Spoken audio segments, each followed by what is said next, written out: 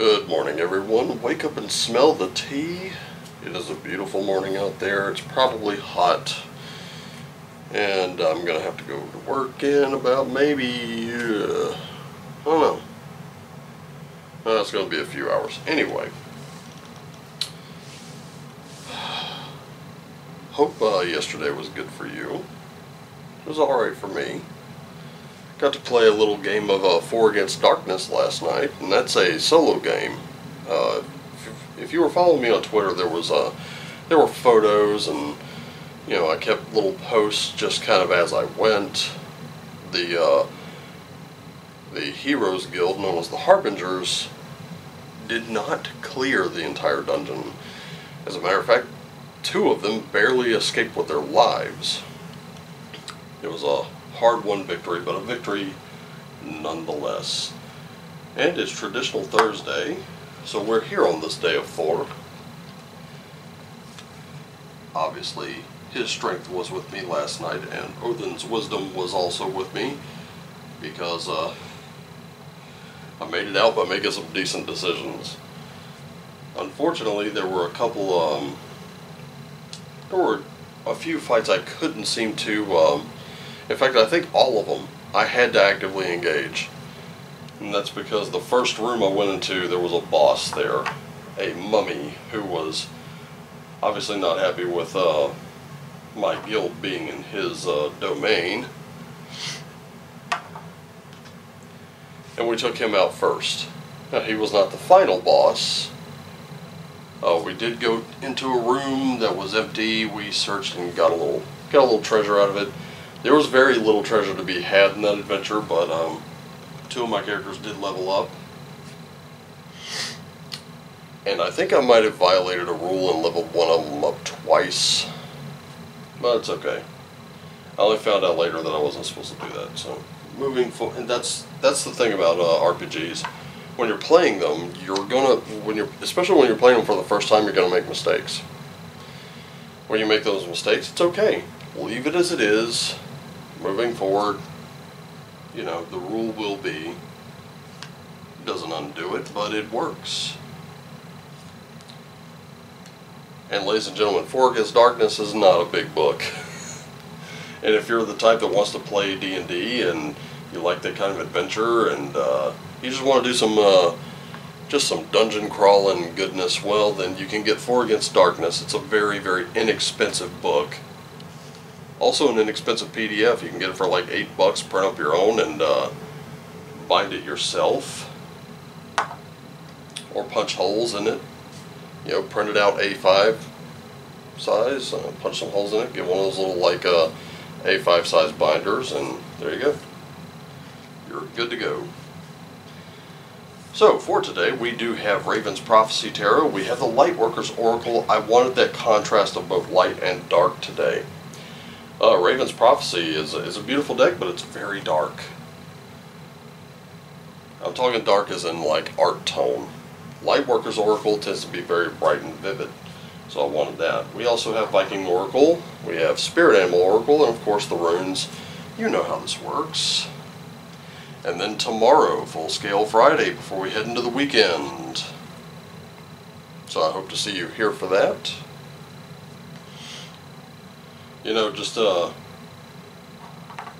Just as an aside, I do kind of watch the numbers occasionally, just to kind of gauge what is it you like. When you tune into these videos, what is it that you like? And I'm having a hard time nailing it down. So if you would do me the ultimate favor and just comment down below, what is it that brings you out?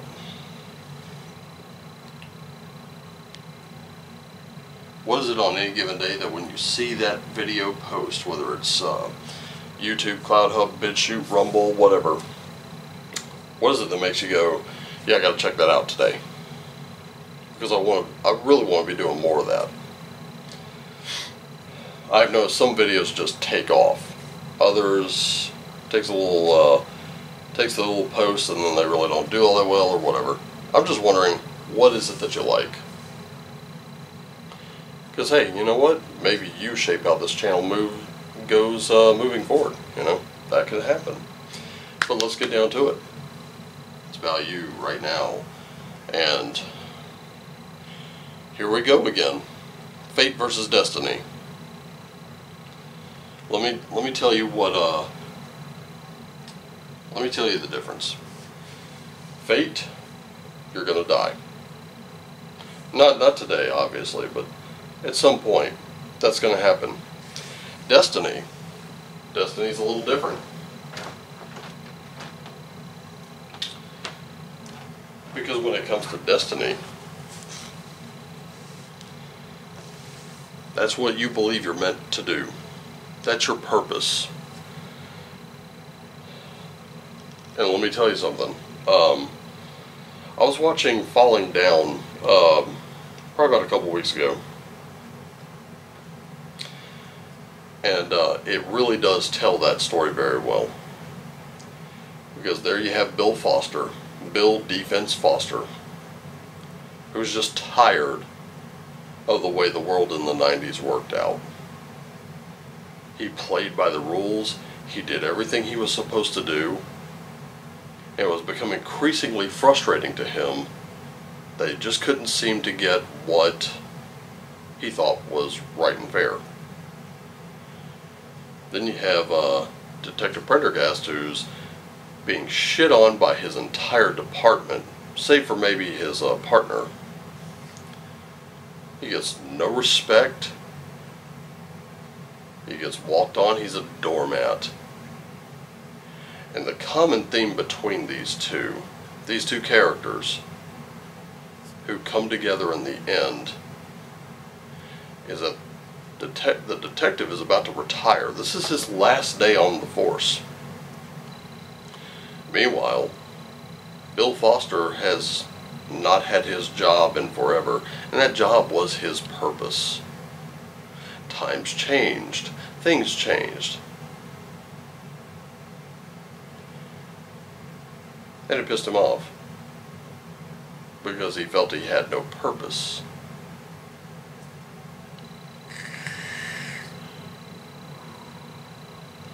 And when Prendergast sees that, he realizes if he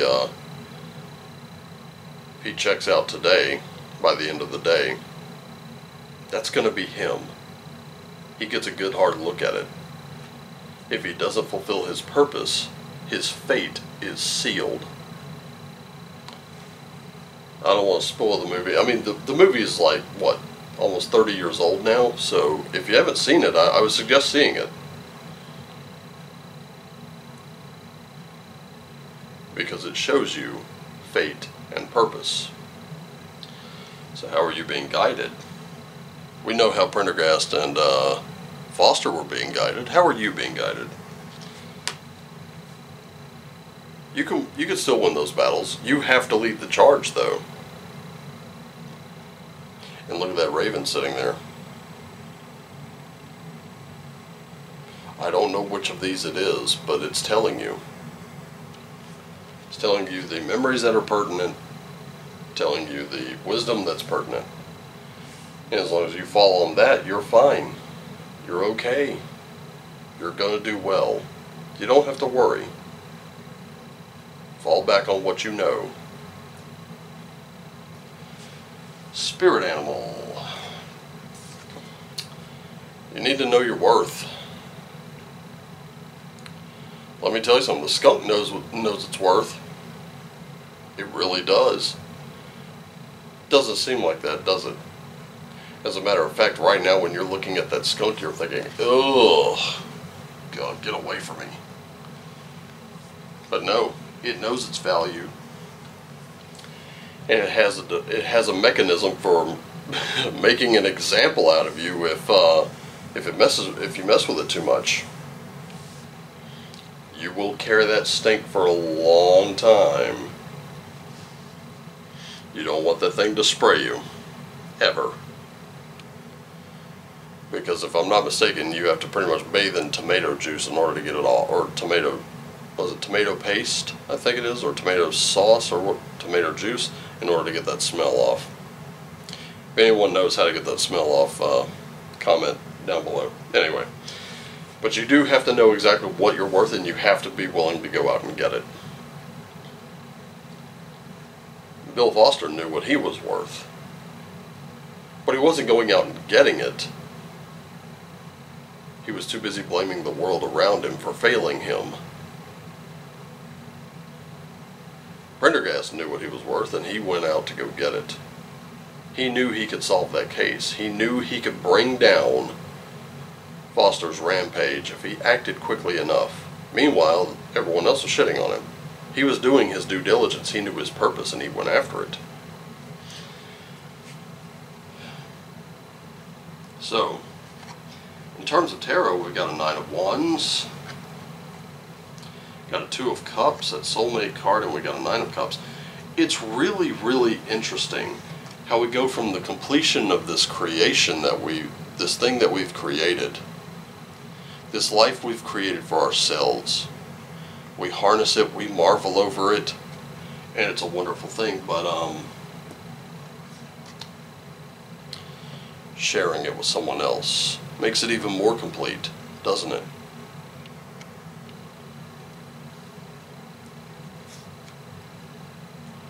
And then there's more completion after that. That emotional stability. That sense for even just a moment, even if it's only just a moment, everything is right in the world. Everything's good with you. And that is one of the best feelings you can have. And we are talking about feelings because you create from emotion, then you share it, and then, see, you got a sense of completion here, but it's not truly complete until you've shared it. You write poetry all day, but until you've shared it with somebody, you're really never going to know. You got to share it with people who appreciate it too. Lightworkers Oracle, we got the heart transmission. Yes, you will be transmitting right from there. Spiritual decree. And the seventh ray of ritual order and ceremony. So let's have a look here. This is where whatever you do, whatever you put out there, it has to come from this place today. And you know it. And don't let it overwhelm you. There's nothing wrong with speaking from the heart. Sometimes the head just can't cut it. Sometimes logic won't really work.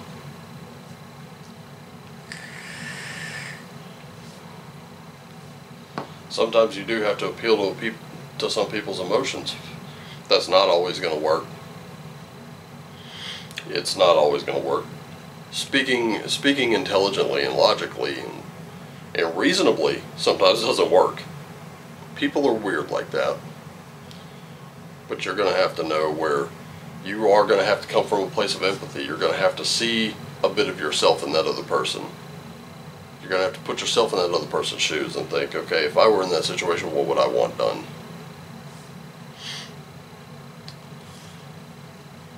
The spiritual decree that you have to make to yourself is that right now, you're not part of the universe, you are it.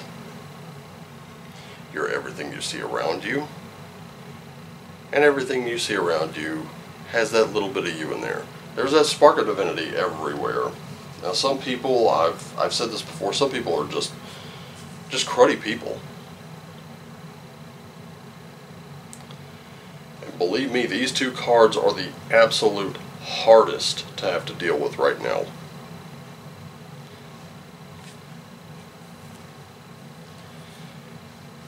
But they are necessary,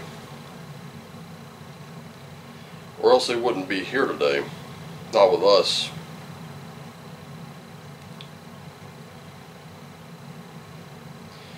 But here's the thing.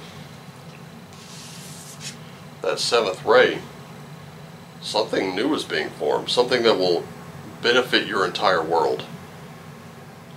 There may be an increased interest in magic, ceremony, and ritual for healing purposes.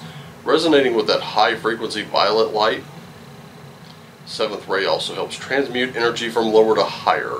It's a spiritual cleansing agent that allows truth of spiritual freedom, empowerment, and choice to be seen, felt, restoring hope and joy to the heart. All of humanity is being affected by this, people. It's the push-pull between the old and the new. The life that has been and can't continue in that form. And you know what? We've been talking about that movie Falling Down. That we've been talking about Foster. Foster didn't deal with that push-pull very well. Things were changing around him. He didn't deal with it well. He wasn't thinking. And he was acting on pure emotion, but he was acting in a way that was very negative. Prendergast understood. Things had changed since he first joined the police force.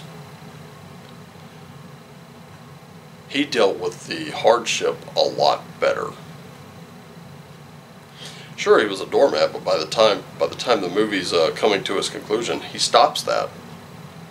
He understands that the world has changed. He's getting no respect, and he has to stand up for himself.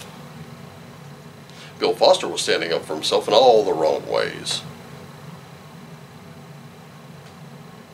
Bill Foster was insisting on what he thought was right, and while that's, heart's in the right place, mind's in the right place, unfortunately his actions did not help matters at all. Prendergast, on the other hand, just kind of let it happen to him until he figured out, I can't do that anymore. Something to think about. How are we dealing with those changes? Well, we've got Othala. We have Algiz. And we have Fehu. So, you still have to draw on the experiences of those who came before you.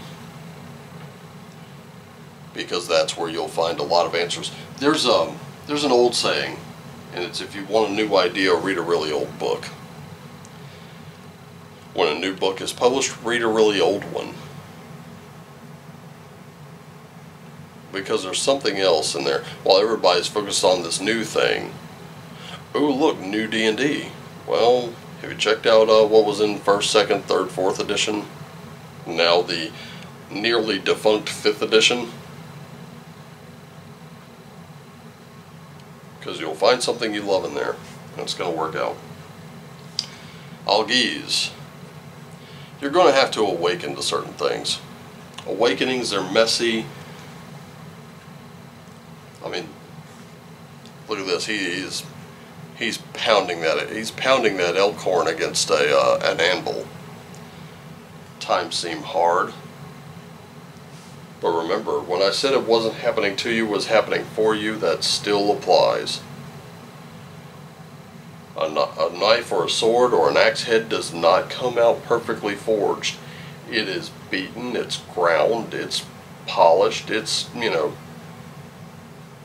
metal is being stripped off of metal. That's how it gets a sharp edge.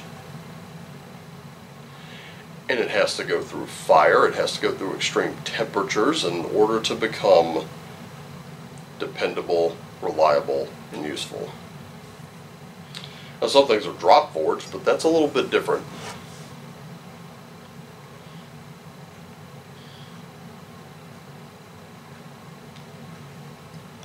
It still has to be forged. And this is really the end of it right here. This is the end of the reading for today. Is that wealth and abundance. But what is it a wealth and abundance of? I'm thinking it's probably some peace of mind in there. And I can definitely see you providing peace of mind to someone else. But you're going to have a little for yourself too. So to sum up, know your purpose. Know that others have purpose as well. And in order for that purpose to be secure, you have to share it.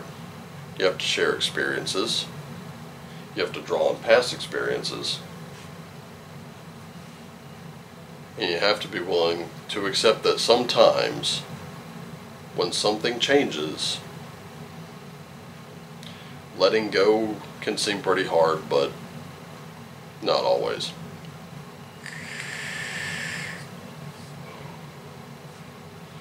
But you are in a transitional period. And if you approach that transitional period with purpose,